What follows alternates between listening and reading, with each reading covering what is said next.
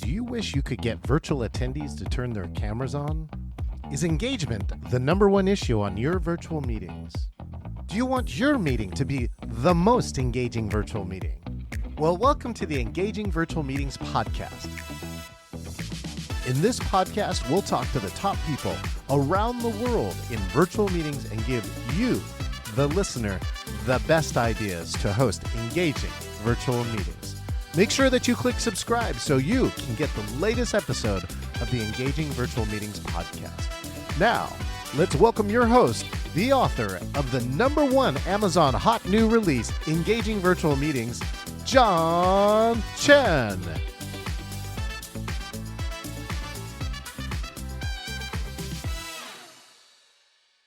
All right. Well, welcome back here in beautiful, sunny Seattle. Our summer season is back. Our air quality index is now receded from 180 back to our standard 20. And so my lungs are actually, I think, clear now, thank goodness.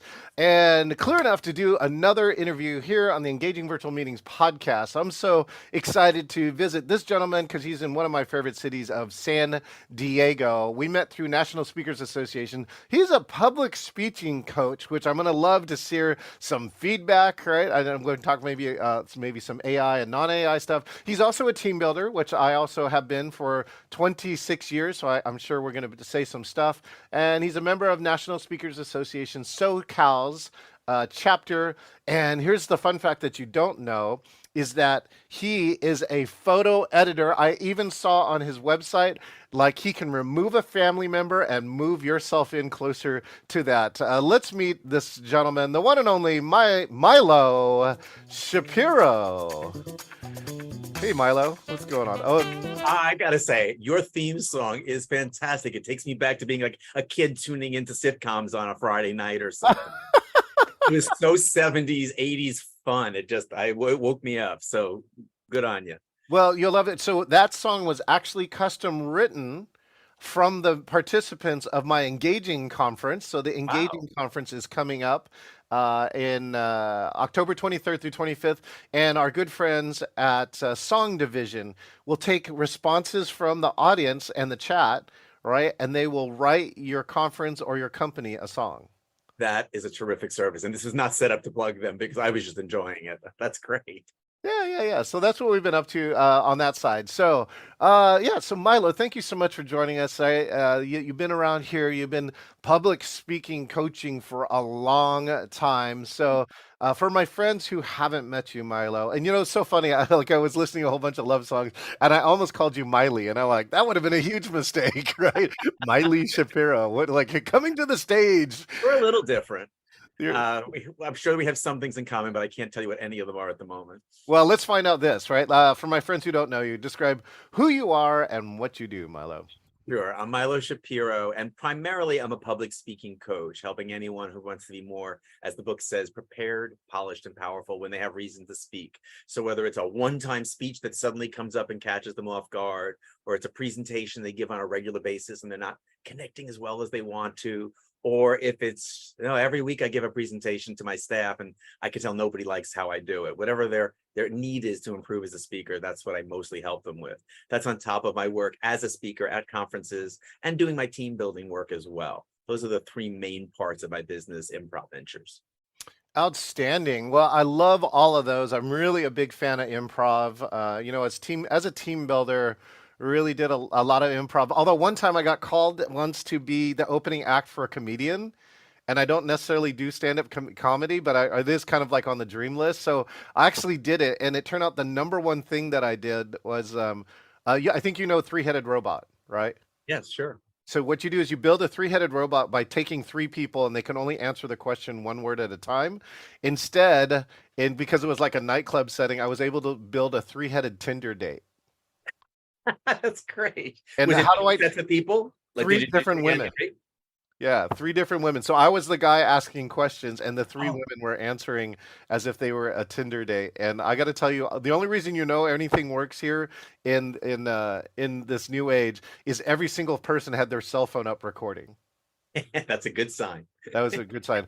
Wait, I do have to do one other piece here too. This is brand new. I finally put this on my show. By the way, if you want all the rest of these in the Engaging Virtual Meetings podcast, go to engagingvirtualmeetings.online. We have episodes dropping every Wednesday, including Milo will drop back again in the future. And if you're watching live here by getting this all way here, do us a favor, hit the subscribe, share, like or commenty thing. And now the best part here, Milo, I just really want to know.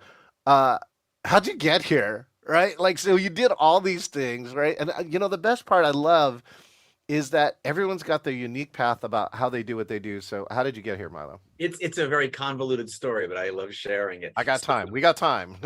Completely different life up until age 35. My college degree is in computer science, IT. I was writing in languages nobody uses anymore, COBOL and CICS. And during that time, at least you recognize them. So that's a good I know COBOL for sure. So during those years, though, I was also doing improv and fell in love with just the fun and the community and the entertainment and making people laugh. And it was just so much fun. I was even going out of town to across Canada and the West Coast studying with some of the masters. And I decided to get the guts up to quit my IT job and start this company, Improv Ventures, to do team building events using improv games, because improv teaches us about listening skills, building on each other's ideas, creative problem solving, and it all happens within the games. And I can critique people on the games without hurting their feelings about critiquing their work performance, even though it's the same lessons. So that took off for a little while in 2000. And then somewhere late 2000, early 2001, some of the people in the classes kept saying to me, you should do this with bigger crowds, not just 15 to 20 with the individual feedback, but like 300, like a motivational speaker. So I got involved with the National Speakers Association and learned that a lot of event planners want interactive speakers who can do things like that, but you can't just play games. So I developed a keynote speech called We Gotta Fail to Succeed. It's about letting go of being perfect, not being worried about, making mistakes here and there, learning from them, moving forward, because we get stuck if we don't. And in improv, we can't be perfect. You have to let go of it to do improv at all. And so for about half the keynote, I get the audience playing and half is me sharing stories and ideas. And that took off. I became like 70% speaker, 30% team builder. I was okay with that because the speaking was fun.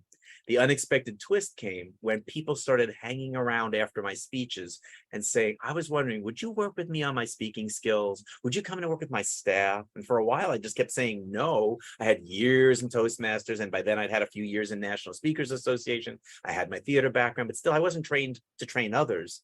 And finally, one man was really insistent that he thought I was the one who was supposed to help him. His business was in trouble. He needed help fast. He was selling on QVC and they were going to cut him if he didn't get better. So he came over with VHS tapes. That's how old the story is.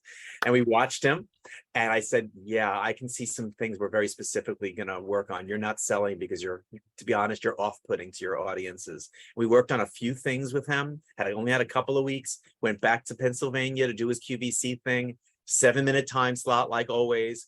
And he sold out his entire product line in 5 of the minutes. And they didn't know what to do with 2 minutes of dead air. They sold a product he didn't actually have with him at the time. He had to ship it quickly. And they said, oh my gosh, you were completely different on camera. That's why the audience loved you. What'd you do? He said, I hired a speaking coach. And I said, wow, maybe I should be doing this more. Added it to my website. SEO was easier back then to get ranked higher if you knew what you were doing. It's a lot harder now. And I'm now probably 70% speaking coach, 20% speaker, 5% team builder, and 5% interviewer. I interview people about their businesses to create video for them. That's a little side jaunt of the coaching, where they get to be on their own little Oprah episode about themselves, except I'm Oprah because they can't afford her. She ain't calling, like, but I'm happy to work. You got the president, you got Miley, you got Oprah, you got it all, Milo. Well, I got my QVC story. That's such a great QVC story because QVC is like one of the greatest labs for instant feedback. Like if you have never seen the behind the scenes of a QVC, right? What happens, right, is that they have a whole board and they can actually see the sales chart going to like everything you do. So here's one of the things, like I heard a keynote from a QVC trainer and they said, here are the things like they discovered by accident. Like they had a cereal and there was a bowl that was too small. So when they poured the cereal spilled over onto the table. And that was a mistake, they thought.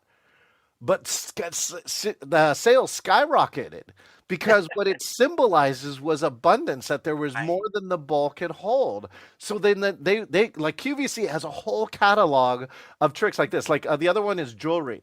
If you have jewelry, play with the jewelry, right? Yes. Because what it Either you does is that, right? Well, yeah, at first it's introducing that. And the second one, when the lights hits it and changes the light on the jewelry, that's ah. what people buy.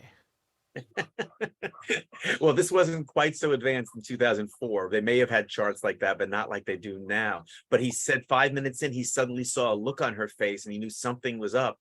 And she said, he sold plants. And she said, I understand you also have a plant food. And he thought, I don't want to try and sell my plant food. I don't have that with me. But I had taught him, don't argue with the host. That's one of the things I saw you doing. Don't, so go along with it as best. And afterwards he said, why did you start selling the plant food? And she said, because you sold out all the plants. Uh, so it was like, oh, then that was a good reason to talk about something else. Okay. Yeah, the yes and, right? The yes and. So Right.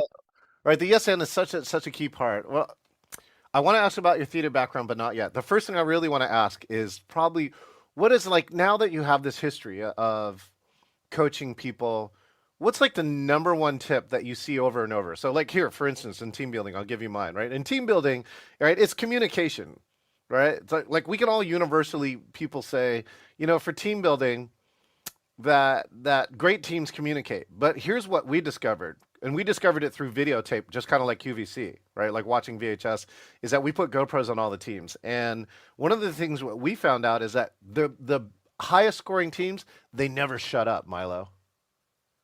They just never shut up. Like Interesting. 90 to 100% of the time, they are talking. And if they're not even talking about the game, they're talking to each other, building relationship. But the losing team, shut up, right? They don't talk. They stopped talking. They gave up on each other. Like Milo, they're like, I just give you the hand, right? And tell you to talk to it. And they stop talking for 10, 20, 30, sometimes 40 minutes of a 60-minute segment. So anyways, so that's my Back in team my building. just building on that, back in my volleyball days, you can't tell from this screen, but I'm 5'5", so I was not a spiker. So I was a really good setter. I could be down on the floor getting anything anywhere in seconds. Yeah. And my thing was, I will yell, I got it, or help every single play. Do not go for that second ball because we're going to crash into each other. Right. Listen to the communication. And they were shocked sometimes. I would be the second ball, I'd be behind the back line, bumping that thing up to the front line, and then on my feet against the front. But if someone's just, it's all about the communication. And the other team, you would hear the occasional I got it, but I was on it for every single play. So anyway, completely unrelated. So the Back biggest to back to speaker coach. What's like your number one tip? Like that now that you got a history with it, like if we could immediately help a speaker who's listening to this program, what's that number one tip that you I'm have? going to tell you first what it's not, because this is where people go, and then I'll tell you what it is. Cool, People that's great. always want to start with the uhs and the ums. Yeah. And I had one client who kept complaining about her. She, oh, I do this, I do that. I said, let me tell you a story. And I don't know what story I told her. I probably made something up on the spot. But I purposely put in 3 ums and 3 uhs as I told the story. And at the end, I said to her, so now, having heard that story, how many times did I and in there? She goes, well, you didn't do it at all. You're obviously very professional. I said, I did at least 3 of each because they were on purpose. I may have done more. And she said, you did? I said, yes. Why do you think you didn't notice them? And she said, because you were really interesting. I said, right. So don't start with worrying about uhs and ums. I don't like that Toastmasters is already hitting the clicker from the first time you're up there to teach you that. All you're doing is making people self-conscious. Interesting speakers, you don't notice that nearly as much. It's when you get bored, you start going, man, this guy says and a lot. So that's what it's not. That's What it great. is for most of my clients is getting that balance of stories and data, because we feel like we've only got 10 minutes. We have to make good use of the time. So it's data, data, data, data, data, data, data. We become a big data dumper. And I've got to slow people down from doing that because people can only absorb so much. But if you take time to explain a little data and then put it in the context of a story, or vice versa, share a story where the data is the moral of that story, people are going to remember your program way better. And you can only share so much information. So follow up with an email with more data, or come back and give another presentation with more data. But don't try and overwhelm people to make yourself worthwhile. They will enjoy you more and they will remember more of what you say. Next step, of course, is learning how to tell a good story. That takes some coaching. Wow. Well, Geez, now I'm gonna park the story piece here. That's so good because I want to come back to. Well, let's go talk about your theater background. What's your theater background? What did you do? I was in Toastmasters, and there was an offshoot of Toastmasters called Laugh Masters. And Laugh Masters every month would have a guest speaker, either a humorist or on the topic of humor. And one time they brought in an improv troupe. This is 1990, and I had done a couple of plays and stuff. I'd done high school acting, but not much. But I had never seen improv before. This is way before Whose Line Is It Anyway, or at least here in the States. And I was just mesmerized, like, I am supposed to be doing that. That is so me. This is like charades on crack. And so I approached one of them sheepishly afterwards, that how does one learn to do that? And they're like, oh, we're not even really a troupe. We're an improv class. We were excited someone let us do a show for you guys. Call our teacher. So I called Jackie and I jumped into her classes, and that started a life with improv, where it was first classes with her, and then I got into a troupe called the Grunions, and the Grunions led me to San Diego to theater sports. We established the San Diego chapter. They're international, and I was with San Diego Theater Sports for 14 years, from 93 to 07.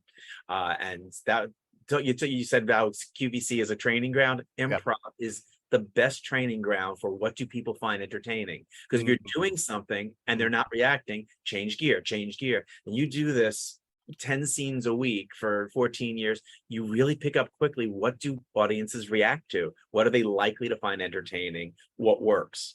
And the fact that you're not on your own. I tried stand-up, and as the video on publicdynamics.com shows you, did not work well. I could do it, but I underestimated how different it is. You're on your own.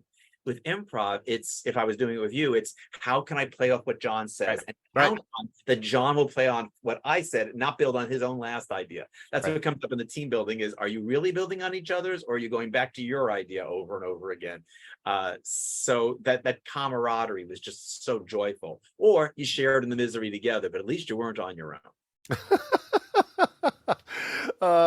Yeah, I love that that improv does, again, like it goes back to that, like QVC, instant feedback. Yeah.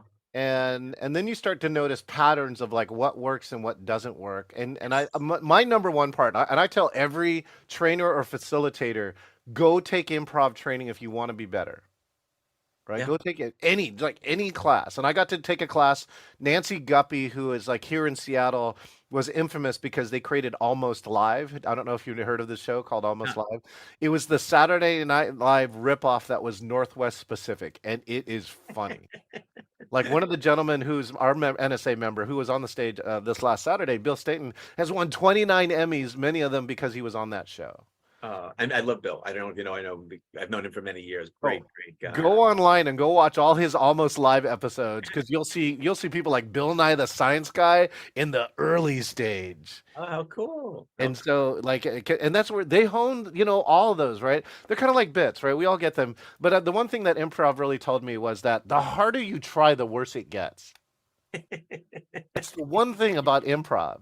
Right? You try too hard. You have to just go with the flow. And trying to be funny is going to work against you. Yes. Do what the scene needs. For instance, there was a woman named Jean in our troupe. We used to play in teams. That's how theater sports works. Yeah. And Jean probably didn't get the biggest laughs of the night, but you always wanted Jean on your team, because what she was great at was figuring out what the scene needed. So let's say Trent and I were out there, and we just, like, the scene wasn't really coming together. Jean would know how to come and go, "Excuse me, sir, telegram," and leave. Nothing funny about that, but she knew that us suddenly getting news was going to get me and Trenton going again. It's those little things that make the difference. And I totally agree with you about business and improv. I don't think for all of the sales and marketing and business courses I've taken, anything has had a stronger influence on my success in business and in the work that I do than my improv. And as a speaking coach, sometimes a client will be struggling with something. I go, just to take this in a different direction. What if we said it like this? And I'll say it completely different. I'll move it. They're like, how did you just do that off the top of your head? I'm like, well, after making up a musical on the spot, that wasn't hard by comparison. And that's what I'm doing for improv right now. I'm in an improv musical troupe. We're 75-minute musical on the spot. Hardest improv I've ever done, but so satisfying when it works. What's great about your friend too, she's go back to the volleyball metaphor, she's the setter. Yeah.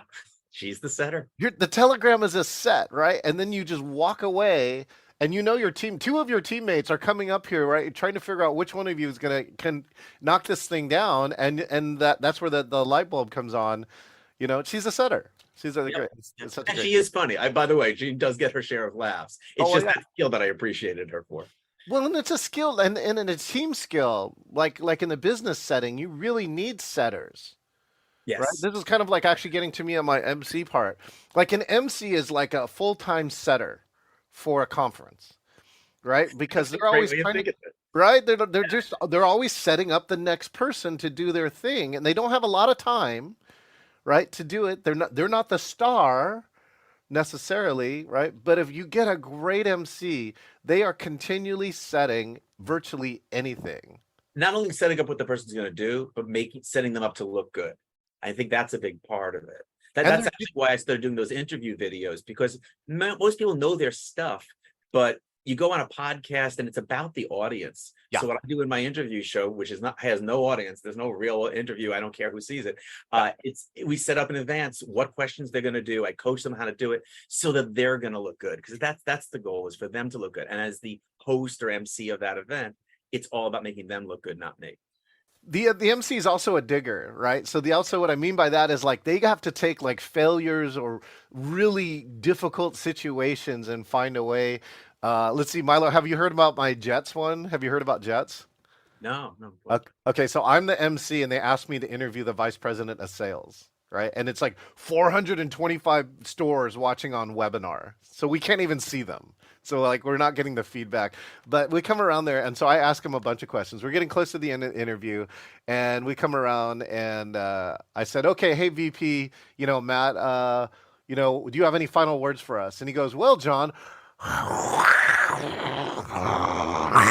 and I'm like, "Matt, what the heck is that?" And he goes, "Oh, John, our headquarters is underneath the military flight path, right? So that's a military jet flying over us right now." And I'm like, "So what's really cool is the company, because I sat around and researched the company, their nonprofit resources goes to the military. So they're actually really close and tight to the military." And I said, "Oh, I see it, Matt. I see what you do." Well, first I said the first thing that came to me in improv was everybody chat jets.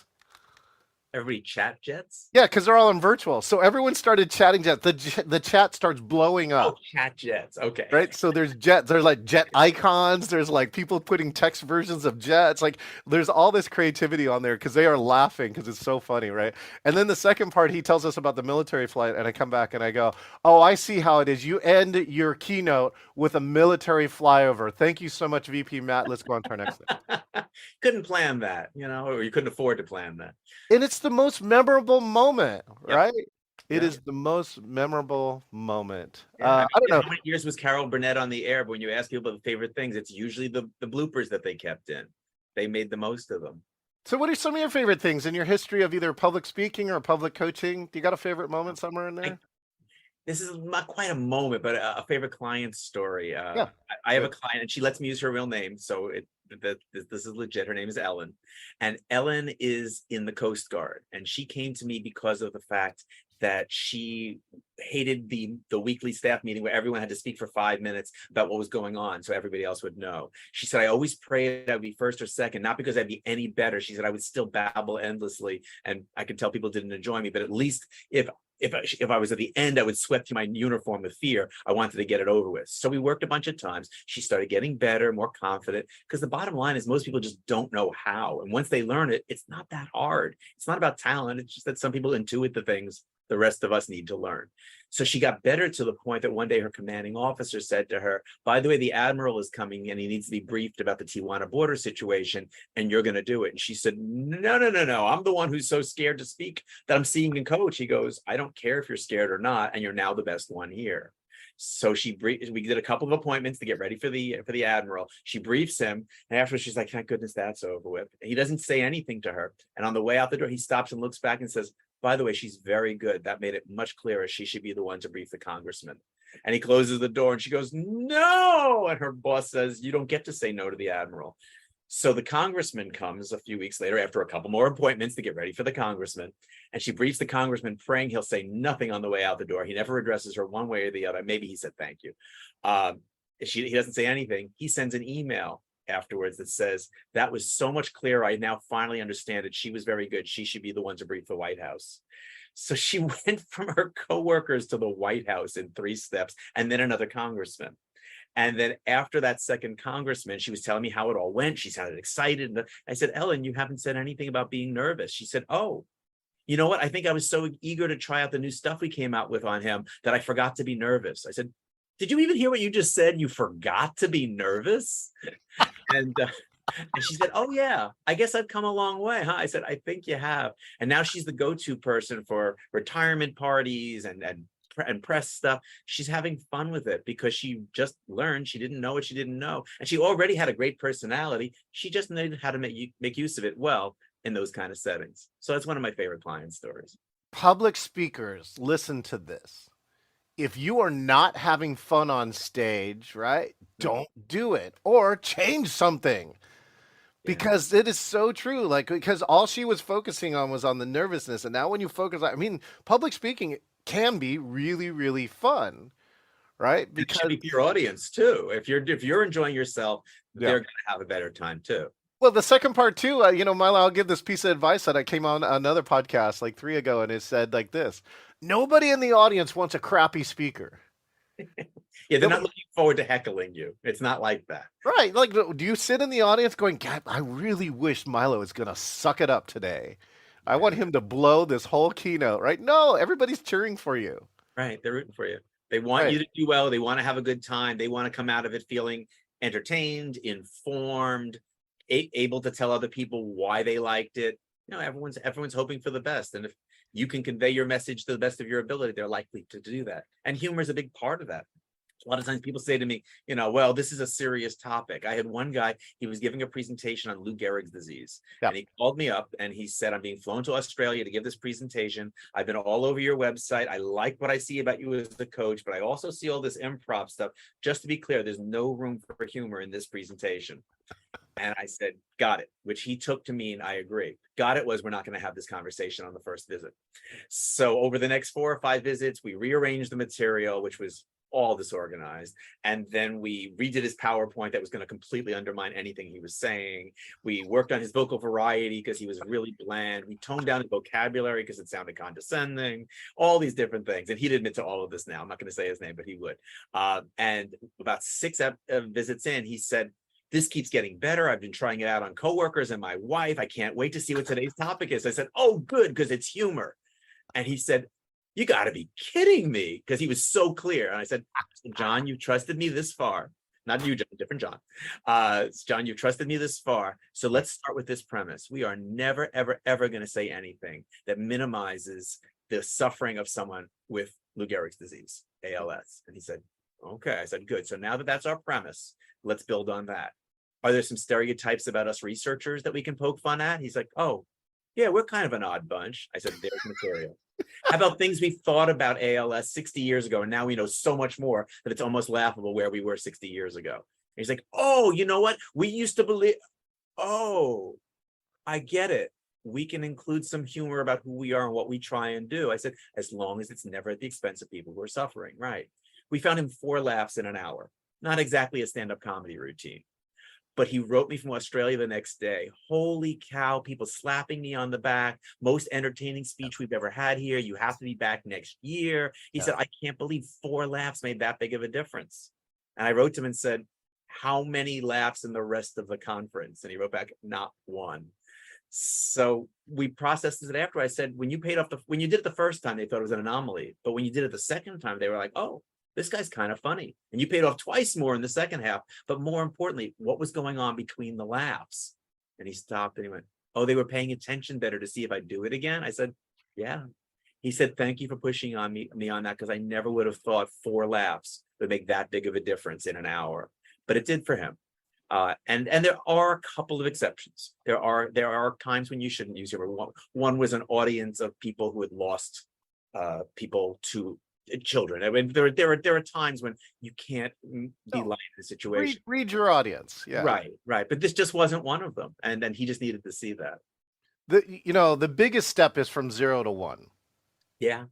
Yeah. Right. Like for him too. Right. And I got to give this. So I'm working on a friend's keynote, and we really got to this key point that he so strongly believes in. You need to get outside of your natural network. right? You got to get out of your natural, like your default stuff. And as a coach, I think that's the thing that you help people all the time is that they somehow or another develop this pattern, whatever it Yeah. is. You know, and then in that humor part, he probably is right for making that decision because somebody maybe made fun of somebody who had Lou Gehrig's, right? And saw that and says, I will never do that, whether he did it or somebody else did it, and missed the point, saying it's context sensitive. It's not always. It's not a Uh, global, right? That yeah. and so anyway, so I love that too. The audio variability too has also been picked up. One of my friends who does AI on virtual presence said that's the number one skill in 2023. If people would just vary their voice, some things like the pace, some going really fast, to sometimes just making their point slower or Hmm. lower or higher, right? Just like Everybody that. thinks. Sorry. Ah, Everybody thinks vocal variety means pitch. And I have a program that I teach when I'm coaching people called the 7 variants of vocal variety. And oh, pitch so is cool. one of them. And you just brought up another one is speed. But Speed. by giving them 7 different tools they can use, and there's really 8. It just took me a while as a coach to figure that out, but I'd already branded the 7 variants. So now there's a 3A and a 3B, Bonus. 8 for the price of 7. But it's one of those things where in life where if you only have a hammer, everything looks like a nail. And I want people to have the saw, and I want people to have the screwdriver so that they can fit it to the situation and use their voice and their face and their body to the best of their ability. Okay, here came a gift just came to me. Call the last one Powerball. You know, Oh, like right in the lotto, right? There's like 7 numbers or extra whatever, one. Took me a and second. then right then they draw the Powerball, and that's the one that gets you $1 billion jackpot. Yep. I actually was resistant to even, I'm like, maybe I shouldn't teach this to people. I'll throw off my marketing. I'm like, no, just call it 3A and 3B. That it was a Okay. variation on speed. So you've seen the explosion of virtual meetings, right? What has to happen, right, for Milo to be engaged in a virtual meeting? You know, either as an especially as an attendee. Leading up to that, the worst time in my business since 2004 was 2020, when everybody just stopped going to meetings at all. Then they got on virtual, and there was this feeling of it's only Zoom. I can just kind of, I don't, how good do it have to be? It's only Zoom. And it took until about October for people to finally hear what I was saying, and the calls coming in going, I think I need to be good on this Zoom thing too, because it may not be going away. And I was like, yes, you have to be 5 times better on Zoom than you do in person, because you have a captive audience and you've got the energy of being in person and all those things. So if you don't bring that to Zoom magnified, people are going to start checking their emails, Magnified. turning off their cameras, which is horrific, talking to all those, just the name on the screen feeling, horrible feeling. Yep. So you definitely want that. So in terms of being engaging, it's using all of the things that seem obvious, but having to remember, you have to keep your energy up. I know you feel strongly about people standing. I don't do it just because of the fact that I use my keyboard too much. I'd be running back and forth. And you're so tech, you probably have a solution for that too. But I'm okay. I think I'm pretty energetic seated, but a lot of people, that's the death of them. So doing what you have to keep your energy up to be here. Using your voice well, trying to bring in little games and tricks and interactive, and put this in the chat. And one of the things that I say, I think we talked about this when we first met, is I am not a webinar person. I'm giving a keynote presentation this afternoon virtually, and I said to them, please, if you possibly can we make it a meeting, not a webinar? And they said, why? I said, because I'm going to either say, or ask you to say, better ask them to say, if you're in a quiet place, unmute yourself. If you know the dog's going to bark, the baby's going to cry, or there's going to be a jet plane going over, then mute yourself. But if you can, please leave it on, because just that little laugh in the right place, or me opening a sentence, like one of the things I'm going to say in this is finish this sentence slow and steady. And if nobody can talk back as it's a webinar, I go nowhere with that. I have to finish my own sentence. I want the audience to yell back things. We can do that in a meeting. So these are different ways. Engagement's got to be more than how many of you and having people raise their hand. That's an okay thing if it fits the moment, but we need more than that. So to figure out how can I be playful with this so that it's an experience we're all sharing, not just a recording that I could have listened to later. You are the second person who's talked about this. My good friend Aaron Schmookler, who's leads many business meetings here in the Northwest, created something which I've deemed open mic. An open mic, he says, if you have that set up, everyone unmute your mic. And because he's looking for that gasp, he's looking for that laugh. He's like, and that mute gets in the way of that. And he also says it's also a barrier to collaboration because it's one more thing. Like you have to consciously, right, look to unmute the button before you talk. And if you can get a quiet please, he's actually seen higher collaboration with this thing where you try and get your entire, small group to open mic. Yeah, I So mean, you can always mute everybody if there's the person who sure. forgets they're on, and Yeah, it's that's known to happen. sure. Hopefully, the box lights up yellow so you can say, "Debbie, we can hear you," that kind of thing. But I'm a producer. Like, I'll take care of it for you. Like, I've saved a lot of people from embarrassing moments by hitting the mute button right before anybody else can. but you do want to actually, one thing you do want to do is you want to set up your meeting so people come in muted. Because you can always invite them to not do it, but people don't expect it. I was in a meeting the other day where someone came in late, zoomed in, and was turning to the person next to them talking. They didn't realize they were coming into the meeting unmuted. Yeah. Yeah. Yeah. I have a very good friend, and she has like 250, 300 attendees unmuted. What a disaster.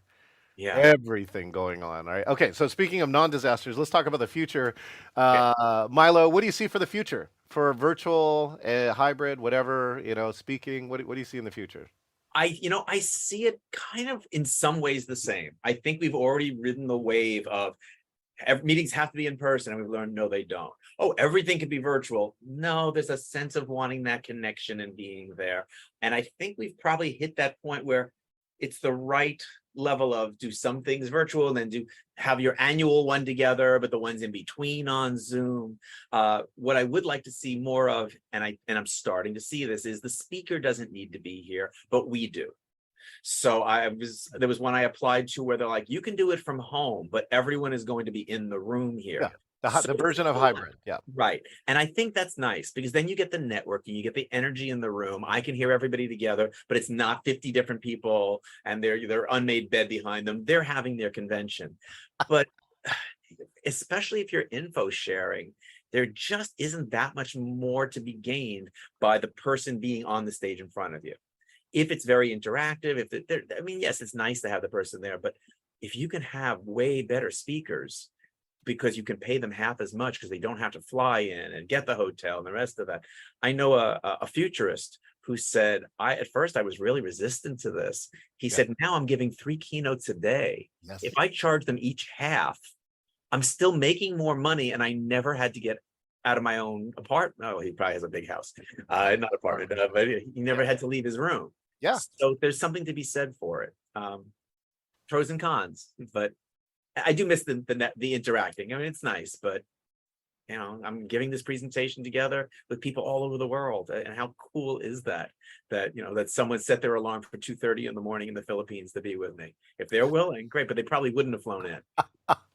Yeah, and that's what I see, and that's where I think hybrid, is really gaining this year right now because you can have the energy of the in person combined with the reach of virtual if you just do it right. Yeah. If you just do it right. But there's so many places kind of not doing it well because it's just as hard. Hybrid right now is kind of like where Zoom was 3 years ago, where people are like, oh, we could make everything hybrid. And there are a lot of people who are kind of giving up on it because it's too complicated or too expensive. And I think they're missing out because it doesn't. I'm surprised you would say it was more expensive because I would think it shouldn't be. And I mean, putting someone on Zoom on a big screen just doesn't seem like it should be that complicated. Well, if you go to a hotel and ask the AV department to do it, it does now start to cost a lot of money. Okay. And it doesn't have to be that way. Like most of the other stuff, you can get to it and it'd be really valuable for, not that much. Well, Milo, thank you so much for your time. I really appreciate your insights. I really actually appreciate your what it's not, right? So that's actually what's sticking. I have a lot of Toastmasters. Did you know too, I actually spoke to, not only was there Laugh Masters, but during the pandemic, a bunch of Toastmasters created Nerd Masters. Which was all the people who helped all the Toastmaster chapters go online in the first year. That was their mission. It was really cool. And I'm not trashing Toastmasters by any stretch. I think it's a wonderful, warm organization, but it's also kind of a slow way to learn. I have had a lot of people say to me, I got more out of 5 sessions with you than 3 years of Toastmasters. I was like, this was geared for you with someone who's been giving feedback to people for 20 years, not someone who might have joined the chapter after you. So if you've got plenty of time and you don't have an urgency, but if you're giving a speech in November, no, don't join Toastmasters for that. You should have joined in 4 years ago. It's kind of like the difference between playing on a football, like a city league football team, and then hiring like Pete Carroll as your coach or Yeah, something.